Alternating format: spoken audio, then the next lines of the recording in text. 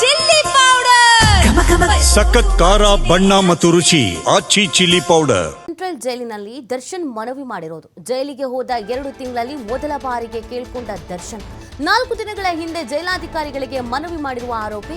ಜೈಲಿನ ವೈದ್ಯರಿಂದಲೇ ದರ್ಶನ್ಗೆ ಬೆನ್ನು ನೋವಿನ ಚಿಕಿತ್ಸೆ. ಪ್ರತಿನಿತ್ಯ ದರ್ಶನ್ ಹೆಲ್ತ್ ರಿಪೋರ್ಟ್ ಅನ್ನು ಪಡಿತಾ ಇದ್ದಾರೆ ಜೈಲಾಧಿಕಾರಿ.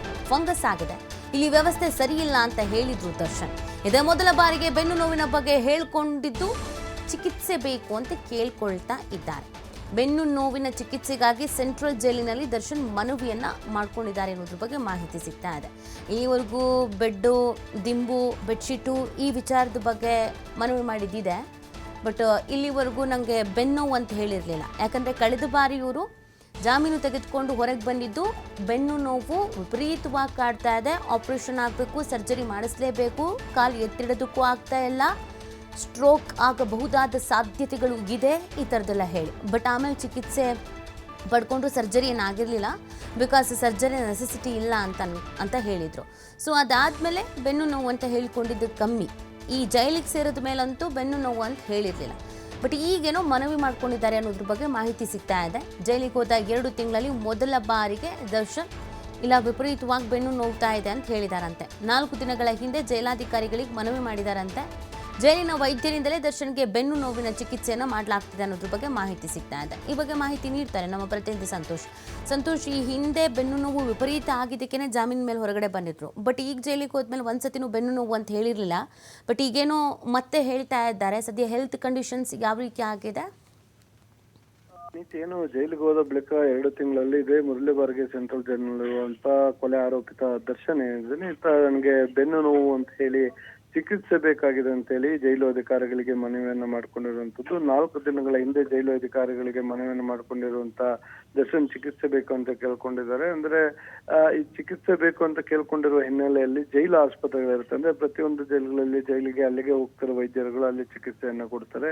ಪ್ರತಿನಿತ್ಯ ಅಲ್ಲಿರುವಂತ ವಿಚಾರಣಾದ ಕೈದಿಗಳು, ಸಜಾ ಕೈದಿಗಳಿಗೆ ಏನು ಅನಾರೋಗ್ಯದ ಸಮಸ್ಯೆ ಇರುತ್ತೆ ಅವ್ರಿಗೆ ಅಲ್ಲಿಂದ ಚಿಕಿತ್ಸೆಯನ್ನ ಕೊಡ್ಲಾಗುತ್ತೆ. ಹೀಗಾಗಿ ಇವ್ರು 4 ದಿನಗಳ ಹಿಂದೆ ಮನವಿ ಮಾಡಿಕೊಂಡ ಬೆನ್ನಲ್ಲೇ ದರ್ಶನ್ಗೆ ಜೈಲು ಅಲ್ಲಿನ ಆಸ್ಪತ್ರೆಯ ವೈದ್ಯರು ಏನಿದ್ದಾರೆ ಅವರಿಗಾಗಲೇ ಚಿಕಿತ್ಸೆಯನ್ನ ಕೊಡ್ತಾ ಇದ್ದಾರೆ ಅನ್ನೋ ಮಾಹಿತಿಗಳಿರುವಂತದ್ದು. ಅದರ ಜೊತೆಗೆ ಒಂದು ವೇಳೆ ಇಲ್ಲಿ ಜೈಲಿನಲ್ಲಿ ಹಿಂದೆ ಕೂಡ ಇದೇ ರೀತಿಯಾಗಿ ನನಗೆ ಬೆನ್ನು ನೋವು ಕಾಣಿಸ್ಕೊಳ್ತಾ ಇದೆ, ಇದು ಮುಂದಿನ ಭವಿಷ್ಯದಲ್ಲಿ ದೊಡ್ಡ ಮಟ್ಟದ ಸಮಸ್ಯೆ ಆಗ್ಬೋದು, ಹೆಲ್ತ್ ಇಶ್ಯೂ ಆಗಿ ಮತ್ತೆ ಸ್ಟ್ರೋಕ್ ಆಗ್ಬೋದು, ಈಗ ಬೇರೆ ಬೇರೆ ಆಯಾಮಗಳಲ್ಲೂ ಕೂಡ ನ್ಯಾಯಾಲಯಕ್ಕೆ ಮಾಹಿತಿಯನ್ನು ಕೂಡ ಕೊಟ್ಟಿದ್ರು. ಹೀಗಾಗಿ ಮೊದಲು ಜೈಲಿನಲ್ಲಿ ಒಂದು ಚಿಕಿತ್ಸೆಯನ್ನು ಕೊಡ್ಲಾಗುತ್ತೆ, ಥೆರಪಿ ಬೇಕಾಗುತ್ತೆ, ಇಲ್ಲ ಟ್ಯಾಬ್ಲೆಟ್ಸ್, ಇಂಜೆಕ್ಷನ್ಸ್ ಯಾವ ತರ ಬೇಕೋ ಅವ್ರಿಗೆ ಆ ಒಂದು ಚಿಕಿತ್ಸೆಯನ್ನ ಕೊಡ್ಲಾಗುತ್ತೆ. ಚಿಕಿತ್ಸೆಯನ್ನ ಕೊಟ್ಟಿದ ಬಳಿಕ ಸರಿ ಹೋಗ್ಲಿಲ್ಲ ಅಂತ ಹೇಳಿದ್ರೆ, ಅಂದ್ರೆ ಅಲ್ಲಿ ಜೈಲಿನಲ್ಲಿ ಕೊಡ್ತಾ ಇರುವಂತ ಚಿಕಿತ್ಸೆಗೆ ಹುಷಾರಾಗ್ತಿಲ್ಲ ಅಂತ ಹೇಳಿದ್ರೆ ಮುಂದಿನ ದಿನಗಳಲ್ಲಿ ಅವರ ವಕೀಲರ ಮುಖಾಂತರ ಜೈಲು ಅಧಿಕಾರಿಗಳಿಗೆ ಮನವಿಯನ್ನ ಮಾಡ್ಕೊಳ್ಬಹುದು. ಸರ್ಕಾರಿ ಆಸ್ಪತ್ರೆಗಳಲ್ಲೂ ಕೂಡ ಚಿಕಿತ್ಸೆಯನ್ನ ಕೊಡ್ಲಾಗುತ್ತೆ ಹೊರ ಕರ್ಕೊಂಡ್ಬಂದು. ಅಲ್ಲೂ ಆಗ್ಲಿಲ್ಲ ಅಂತ ಹೇಳಿದ್ರೆ ನ್ಯಾಯಾಲಯದ ಮುಖಾಂತರ ಮನವಿಯನ್ನ ಮಾಡಿಕೊಂಡು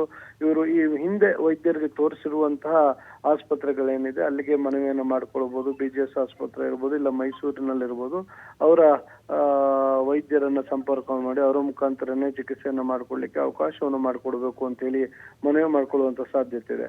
ಇವೆಲ್ಲವೂ ಒಂದು ಆಯಾಮ ಆದ್ರೆ, ಮತ್ತೊಂದು ಕಡೆ ದರ್ಶನ್ಗೆ ಈಗಾಗ್ಲೇ ಏನು ಮೂಲಭೂತ ಸೌಕರ್ಯಗಳನ್ನು ಅವರು ಕೇಳ್ಕೊಳ್ತಾ ಇದ್ರು, ಅಲ್ಲಿ ನಮ್ಗೆ ಹೆಚ್ಚುವರಿಯಾಗಿ ಹಾಸಿಗೆ ಬೇಕು, ದಿಂಬು ಬೇಕು ಅಂತ.